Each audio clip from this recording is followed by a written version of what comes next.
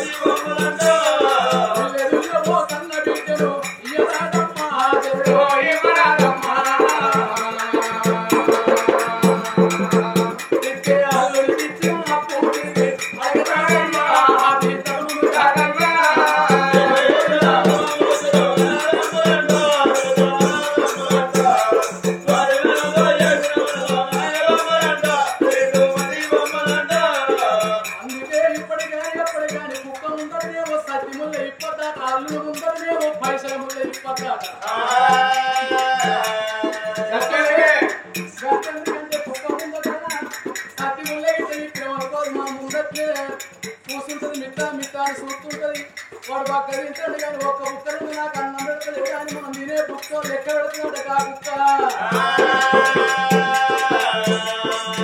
అల్లుడు ముందర పెట్టిన ఇప్పుడు అనుకో అల్లుడేమనుకుంటాడు అబ్బా నా మామ లక్షల రూపాయలు మంచి జమ చేసి పెట్టిండు లక్షల రూపాయలు నేను మామ దగ్గర ఎత్తనన్న చేసి ఒక 2 లక్షల రూపాయలు నేను తీసుకుపోయినది అన్నాని మెల్లగా ఎగరం పొందుతాడు మామ దగ్గరికి వచ్చి మామ నా భార్యడు మీ దగ్గర పోరేసుకుంటే ఫుల్లు నీళ్ళు పట్టాయి నేను కింద దగ్గర పూరేస్తా మామ నువ్వు నాకు 2 లక్షలు ఇవ్వంటాడు అల్లుడు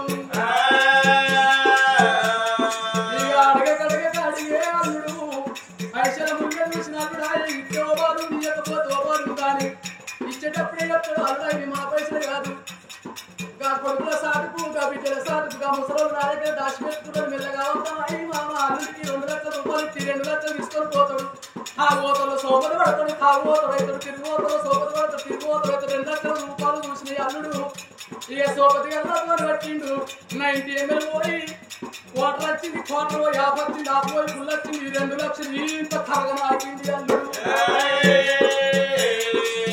నెలల 6 నెలల ఏడాది కొండ వేల పైసలు మామ మెల్లగా అల్లుడా మొన్న ఇచ్చిన పైసలు కూడా ఇవ్వకపోతే అల్లుడు అడిగితే అల్లుడు ఏమంటాడు గర్వంతం కొట్టి నీ కురుడు మీద ఉన్నవాడు మామ నువ్వు ఎంత చూసుకుంటే ఇచ్చినావు నువ్వు 2 లక్షల రూపాయలు ఇచ్చి పోరేస్తే ఒక్క సుక్క నీళ్ళు వదిలేవు నీ 2 లక్షల రూపాయలు అయిపోయింది నీ 2 లక్షల అప్పు ఎదురాక నీ బిడ్డ నీ ఇంటి కాడ నీ నా ఇంటి కాడ అంటుంది అల్లుడు నీ రాజ్యం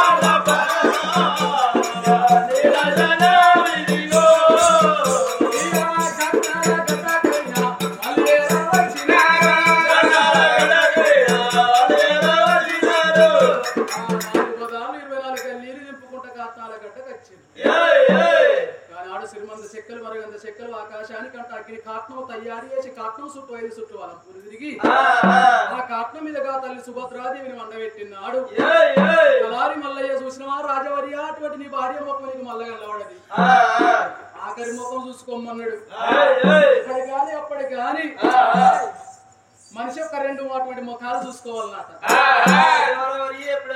ఎవరెవరి ముఖాలు ఎప్పుడెప్పుడు చూసుకోవాలంటే పెళ్లి పిల్లలు తయారు చేసినప్పుడు పెళ్లి పిల్ల ముఖము తప్పకుండా చూడాలన్నమాట ఎందుకంటే మళ్ళీ 20 లగ్గాలు చేసుకున్నా కానీ మొట్టమొదటిగా వచ్చిన పెళ్లి కూడా మళ్ళీ జీవితం లోపల రాదట మరి 2వ ముఖం ఎవరి ముఖం చూడాలయ్యా అంటే చనిపోయిన వారి ముఖము తప్పకుండా చూసి రావాలన్నట గురువులు అవసు వేసుకొని గుంజగుముడు వేసుకొని నేను 150 ఏళ్ళు బతుకుతా అన్నా గాని చనిపోయిన వ్యక్తి ముఖం వల్ల జీవితం లోపల ఎన్నడికి కలవడదాక ఎంత పనున్నా ఎంత అర్జెంట్ ఉన్నా కానీ ఒక 5 నిమిషాలు ఆగైనా చనిపోయిన వారి ముఖం తప్పకుండా చూడాలన్నమాట వీలైతే 5 అడుగులు భుజం మీద 5 అడుగులు మొయ్యాలన్నమాట నాడు చూసిన అటువంటి రాజవర్యాన్ని భార్య ప్రాణం పెంది భార్య ముఖం ఆఖరి చూపు చూసిపోయి నీకు జీవితం లోపం మళ్ళీ నీకు వెళ్ళవడదు అనే వారి కల్లా గానాడు చూసిన కన్న బిడ్డను శ్రీవల్లి దేవిని ఎత్తుకున్నాడు గా కన్న కొడుకు శ్రీమంతరాలను ఎత్తుకొని ఓ కొడుకు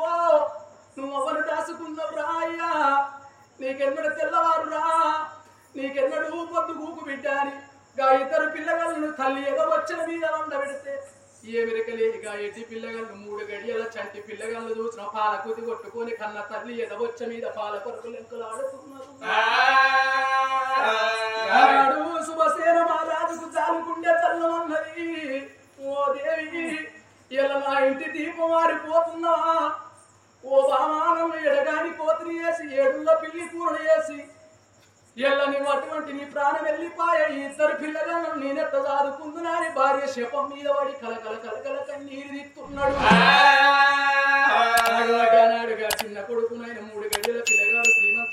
చేతగా కన్న తల్లికి తలగొర్రాయి పెడుతుంటే బరబర మంటలు మండుతుంది, కాలేటి కాట్నం కాలుతున్నది, కూలేటి కాట్నం కూలుతున్నది. ఆగో అటువంటి గంగ లోపలికి వచ్చిండ్రు, ఆగో తడిబిడి తానం చేస్తున్నారు. అందుకే ఇప్పటి కానీ అప్పటి కానీ చనిపోయిన వారి ఇంటి మీద భగవంతుడు రోజు ఒక్క రౌతి వేసుకుంటా పోతాడా? మరి ఎందుకు కొరకేస్తాడయ్యా అంటే చనిపోయినప్పుడు ఉన్న దుఃఖము తలగొర్రాయి పెట్టి గంగ లోపలికి వచ్చి ముక్కు పట్టుకొని 3 మురుకలు చేసినప్పుడు మొఖాలు అంటే దుఃఖము తక్కువైతాడు. గంగ స్నానం చేసినాడు ఉన్న దుఃఖం 3 రోజుల పక్షి కెట్టినాడు ఉన్నది. 3 రోజుల పక్షి కెట్టినాడు ఉన్న దుఃఖం 5 రోజుల చిన్న కర్మ నాడు ఉన్నది. 5 రోజుల చిన్న కర్మ నాడున్న దుఃఖం 12 రోజుల పెద్ద కర్మ నాడు ఉన్నది. 12 రోజుల్లో అటువంటి పెద్ద కర్మ నాడు ఉన్న దుఃఖం నెలమాసికానికి ఉన్నది. నెలమాసికానికి ఉన్న దుఃఖం ఏడాది మాసికానికి ఉన్నది.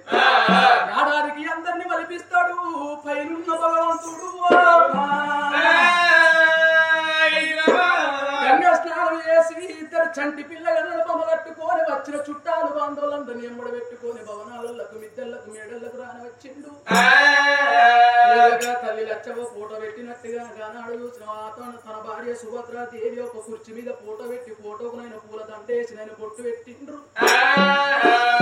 ఫోటో ముందట దీపం పెట్టిండ్రు. ఆ దీపానికి వచ్చిన వాళ్ళు అందరూ దండం పెట్టుకుంటే ఎక్కడో అక్కడ వెళ్ళిపోతుంటే ఇల్లు చీకటి అవుతున్నది.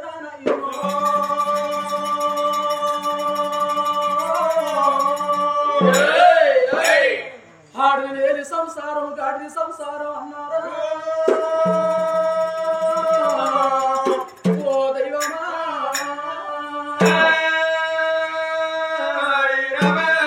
ఆనాడు 2 పిల్లలను ఎత్తుకొని కలకల కలకల కన్నీరు తీస్తాడు. తన భార్య అన్న మాటలు యాదికత్తన్నాయి. నాదా ఎల్ల నా భార్య లేదా నువ్వు ఏదన్నా అగాత్యం చేసుకుంటే నా కన్న కడుపు గండి పోతుంది నాదో, నా కన్న కడుపు లూటి పోతుంది నాదా.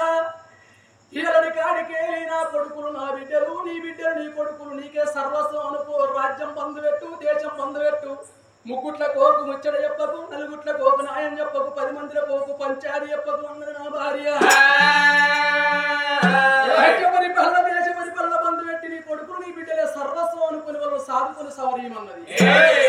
నాకు భార్య అన్న మాటలు యాదికొచ్చినాయి. కానాడు రాజ్య పరిపాలన బంధు పెట్టిండు, దేశ పరిపాలన బంధు పెట్టిండు. పచ్చిపాలు వాళ్ళ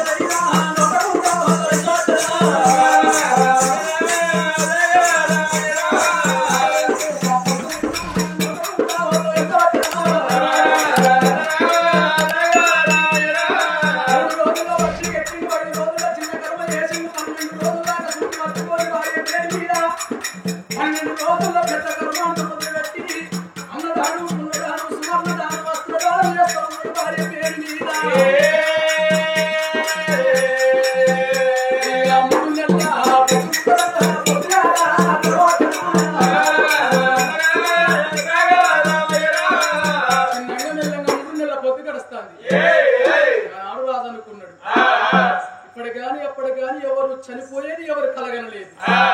ఇవాళ ఇంట్లో అన్నం రేపు మంచి అన్నం, సాగుకు లాభాలేదు ముదురు లేదు.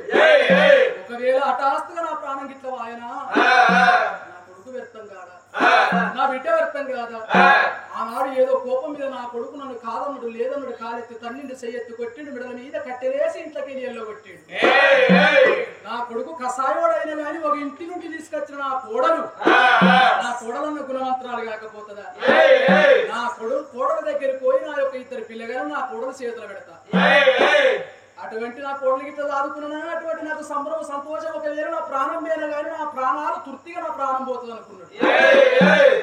ఒకవేళ అర్థంతంగా చనిపోతే నా కొడుకు నా బిడ్డ వ్యర్థం అవుతాడు. ఇప్పుడే నేను మనుండంగా అటువంటి నా కోడలు చేత పెడతాను అని 2 పిల్లగాళ్ళు ఎత్తుకున్నాడుగా. ఒక రాజు 80 ఏళ్ళ పెద్ద మనిషి ఏ కోడలు నా మేడకు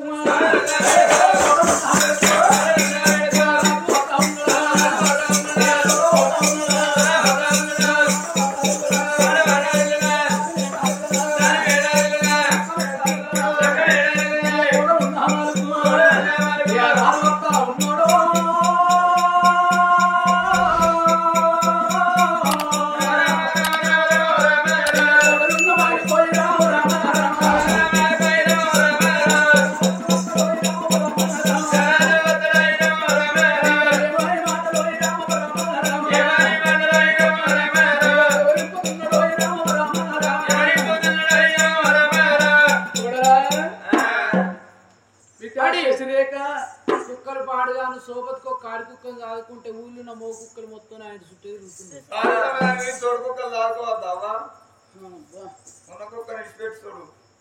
నేను ఒకనాడు నేను పోవడానికి పిల్లలు బిడ్డ లెక్క భావించుకున్నా. ఎవరు కావచ్చు ఇల్లు ఎవరవా ఇల్లు మీ మామని చెప్పరు తెలుగు వాళ్ళు ఏం చెప్తారు? వాళ్ళు నోట్లో తంబాకు వేసుకున్నారు. మింగుర్రి మాట్లాడితే తంబాకు పుష్పోతుందని మాట్లాడుతున్నారు. పొడలా చేసిరేక నీ మామ నచ్చిన బిడ్డ. అయ్యో అంకులు ఏమైంది మామ ఎడుచుకుంటా తుడుచుకుంటా ఇక ఓసుకుంటా వస్తున్నావు. నీ చేతులు ఉన్న లేవలే మామ. అయ్యో ఇంకా నీకు తెలియదా బిడ్డ? తెలిసినాక ఎందుకు అడుగుతాను? అయ్యో మీ అత్తమ్మ కొడుకును కనుక్కున్నది బిడ్డను కనుక్కొని నాకు ఆడుతుంటే పుట్టిందా? ఆడబిడ్డ కాదు బిడ్డ ఆడబిడ్డ. గదే నీకు ఆడబిడ్డ పుట్టింది. నీకు మరిది పుట్టినాక మీ అత్త ప్రాణం పోయింది. 3 నెలల బిడ్డ మీ అత్త ప్రాణం పోయింది. మా అత్త రచ్చ పీకిందా మామ? తీసుకుందాం వచ్చిన సచ్చ పీకింది మామ. మా అత్తమ్మ ఎక్కడుందో అత్త మీద వాడు ఎడతా పాయ మామ. బిడ్డ మీ అత్త చనిపోయి 3 నెలల పోతే అయితే ఇప్పుడు అత్త మీద వాడు ఎడతా పా మామ అంటది. నా కోడలు ఎంత వాళ్ళ కోడలు 3 నెలలు అయిపోయిందా? 3 నెలలు అయిపోతుంది బిడ్డ ఇప్పటికి చనిపోయి మీ అత్త. ఇక నాకు మండదా ఈపులా అత్త చచ్చిపోయిందని కోడలతో ఒక్క మాట కూడా చెప్పబుద్ధి కాలేదు మామ నీకు? అయ్యో బిడ్డ నేను మీ అత్త చనిపోయిన నాడే నేను ఏడ్చుకుంటా తుడుచుకుంటా నీ ఇంటికి వస్తే నీ భర్త నా కొడుకు నన్ను కొట్టిండు తిట్టిండు ఇంతకెళ్ళి ఎల్లగొట్టిండు నీకు చెప్పలేదా? నీ కొడుకు నాకడే చెప్పిండు మామ. నీ కొడుకు నన్ను మున్పట్లెక్కనే దేకుతుండా? దేకుడు బంద్ చేసిండు రాకుడు చాలు చేసిండు. నేను ఇంత విడిది అటువంటి వృద్ధుండగా ముసలితనానికి వచ్చిన నేను నా మోకాళ్ళ ముందరకైతాను నా మోసేతులు వెనుకైతున్నాయి. ఇలా ఇంత రేపు మాట్లాడినారు బిడ్డ. నాకు ముందట సాధన అయితే లేదు. వీళ్ళు నా కొడుకులు కాదు నీ కొడుకులు లెక్క. నా బిడ్డ కాదు నీ బిడ్డ లెక్క. కొన్ని పాలిచ్చి సాదుకో బిడ్డ. పాలేడ పాడుపడ్డాయి నాకు పొరగాళ్ళు ఉట్టిర్రాయే. పాలేడ పడతాయి చెప్పు. పాలు ఎట్లా పడతాయి ఎల్లయ్యా? పాలు పాలట ఇప్పుడు తెలంగాణ ఎక్కడ దుకాణం తీస్తారా? అంటుండు ఇంత ఈత కూసు తింటే ఎల్లిపాయ కారం తింటే పడతాయట పాలు. పడతాయా? చెట్టి కలుపుకొని ఎల్లిపాయ కారం ఎక్కువ తింటే ఒక 2 రోజులకే పాలు పడతాయి. పడ్డాయా నీకు? చెప్పిండు నాకు వడబడిగా నీ చెప్తున్నా కదా. మరి మాస్కో బుక్క పాలు కూరగాయలు ఆయన ఇచ్చినాక నువ్వు ఉండేందుకు నీ దగ్గరికి నీ మామ ఎందుకు వచ్చు? నేను ఏమంటే చెప్పాలి చెప్పాలి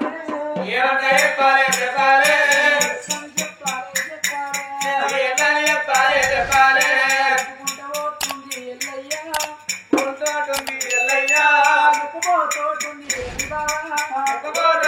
ఎల్లయ్యా క్షణమైతే మేడళ్లకు నా భర్త వస్తాడు. నా భర్త వచ్చే వరకల్లా నా మామ మీద ఏదన్నొక్క నింద మోపి దీన్ని బొంద పాలు ఎత్తననుకోని